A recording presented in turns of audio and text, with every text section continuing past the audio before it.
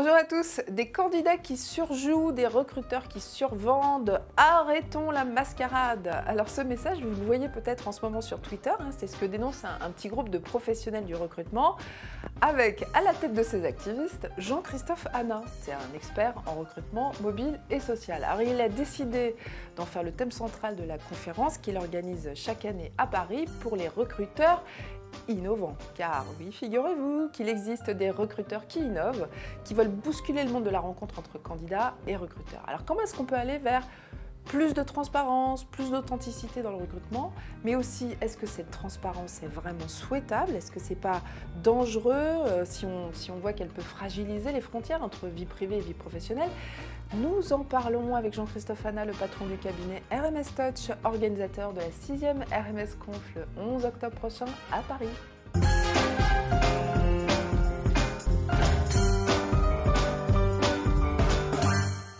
Bonjour Jean-Christophe Hanna. Bonjour Sylvia. Soyez le bienvenu. Alors, je le disais, des candidats qui surjouent, des recruteurs qui survendent. Qu'est-ce que vous dénoncez exactement? Est-ce que vous pouvez nous expliquer? Le manque d'authenticité, de transparence dans la relation recruteur-candidat, le fait que finalement on soit dans un jeu de rôle, on est un peu comme au théâtre avec des masques, et chaque interlocuteur, chaque membre de cette relation essaye finalement de séduire, de draguer, d'impressionner l'autre.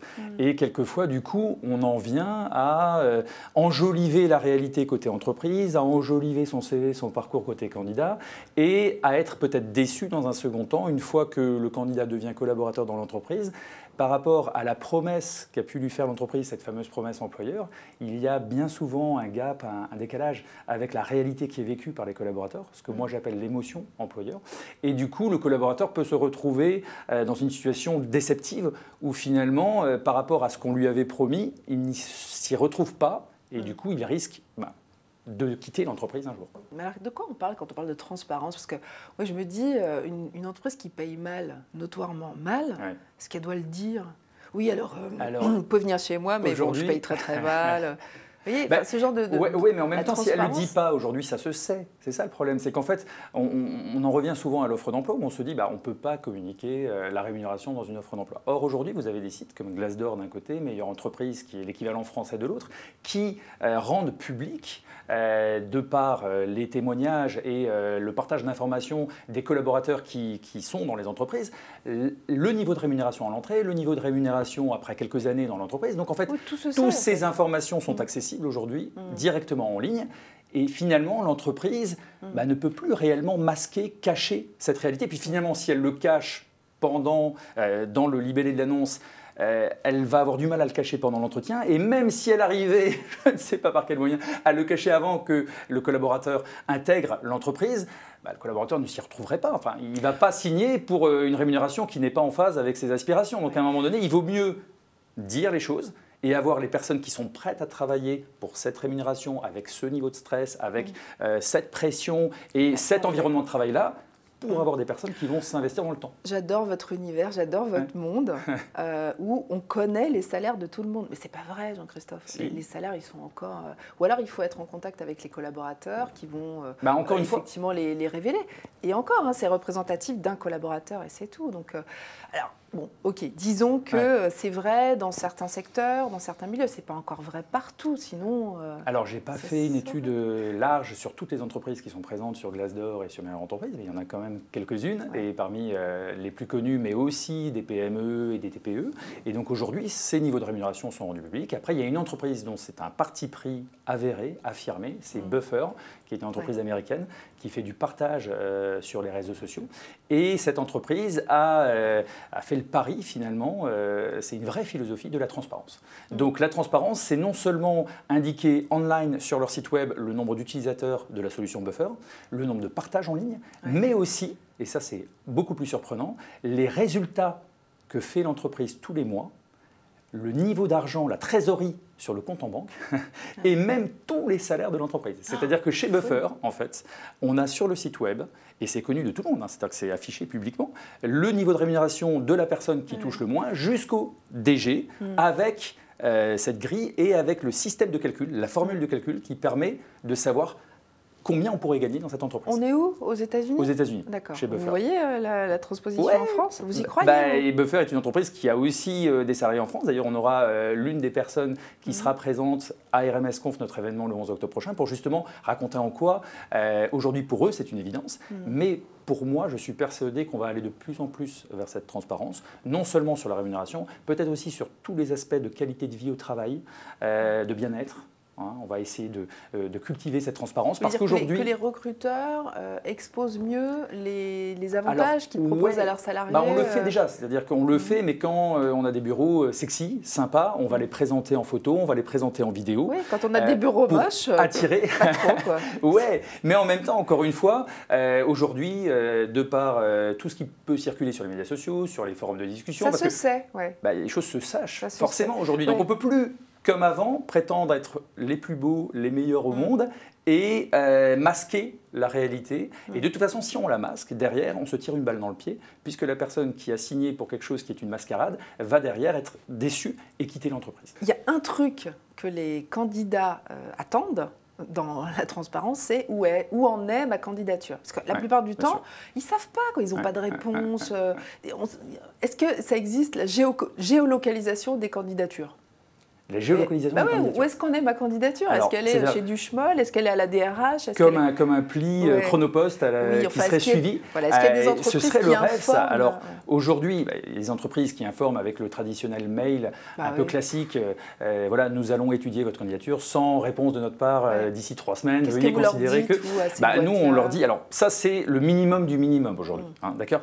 Et les candidats, et pour avoir accompagné des candidats quand j'étais à l'APEC chez BPI, les candidats apprécient quand même d'avoir une réponse, même si cette réponse finalement est quelquefois un peu classique, basique et envoyée automatiquement, ils apprécient quand même d'avoir une réponse. Oui, mais vous qui voulez faire bouger les lignes, est-ce qu'il n'y a pas des moyens plus modernes nous, on leur conseille d'accompagner. Alors moi, c'est un rêve, un fantasme. Aujourd'hui, aucune entreprise n'a encore eu le courage de nous suivre là-dedans, mais je rêve moi d'une application mobile qui puisse accompagner le candidat depuis l'acte de candidature jusqu'à sa potentielle entrée dans l'entreprise et qui est un peu comme une application mobile qui existe aux États-Unis et qui accompagne pour United Airlines ou American Airlines. C'est une application mobile qui permet au voyageur qui vient de booker son avion de lui donner les conseils.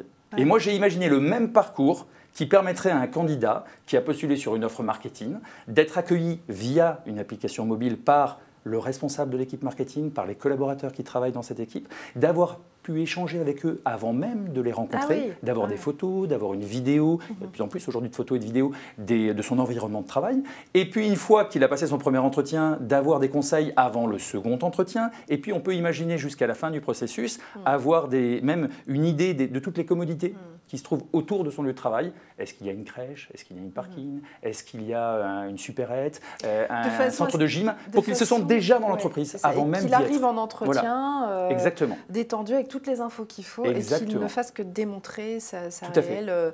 le fait qu'il s'adaptera parfaitement à cette boîte, quoi. On lui donne toutes les infos et à lui de s'adapter, à lui de… Exactement. Et on l'accompagne. C'est-à-dire qu'un peu comme Deloitte le fait, alors là, physiquement, Deloitte le 136, c'est un peu le QG de Deloitte pour les recrutements, pour les entretiens de recrutement. Et quand vous arrivez chez Deloitte et que vous avez un entretien, vous êtes accueilli et vous n'êtes pas simplement un numéro qui attend…